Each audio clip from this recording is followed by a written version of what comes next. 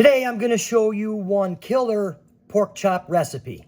Okay, so here I have just a couple boneless pork chops. And what you want to do is season these with a little bit of salt and some black pepper. And we're going to season both sides, okay? And if it's your first time here, I welcome you. And if you've been here with me before, I welcome you back. This is a really, really fun recipe. Okay, now that we have our pork chops seasoned, we're just going to put them aside and let them hang out. Okay, so the pork chops are hanging off to the side. I've got the cast iron pan warmed up here on a medium heat. And what you want to do is you want to add a little oil to this pan here. And then we're going to grab our pork chops. I'm just going to lay them in the pan, give them a little gentle press.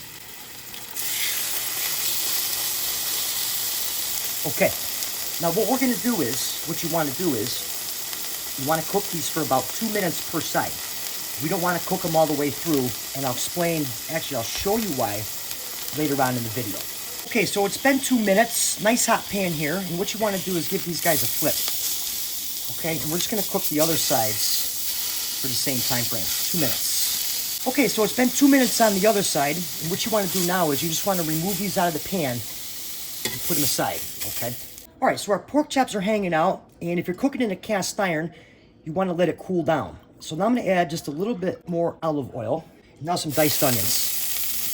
What we're going to do is we're going to cook these on a very low heat, sweat them out for a couple minutes. Okay, after a couple minutes on a very low heat, our onions are right where we want them.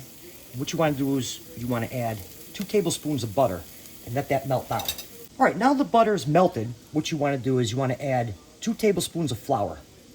And what we're going to do is we're going to make a roux. And I just want to cook this in here for a couple minutes on a low heat, okay, until all the flour is cooked off. Okay, now that the flour's cooked off, we're going to add a couple cloves of garlic.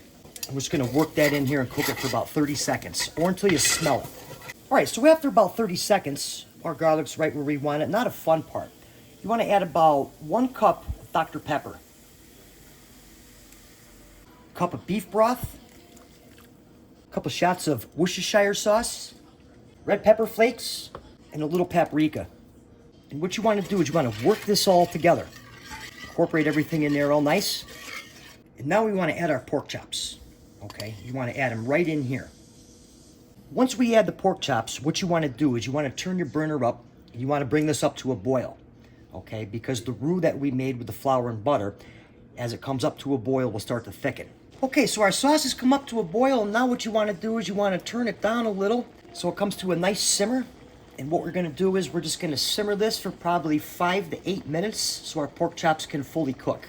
Okay, so after about 4 minutes, you can see our sauce is starting to thicken up. And now we're just going to grab some of our sauce and baste it right over the top.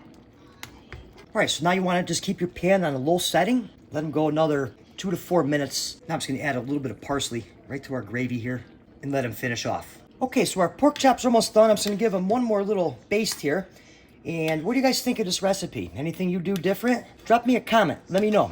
Okay, so now what you want to do is just take them right out of the pan here and right onto our plate. And now we're just going to take some of our pan sauce, our Dr. Pepper pan sauce, and just drizzle it right over our pork chops. A little more parsley. Absolutely amazing how good these pork chops are. And for the juiciest pork chops, Chinese style, be sure to watch the video that's on the screen right now, and I'll see you over there.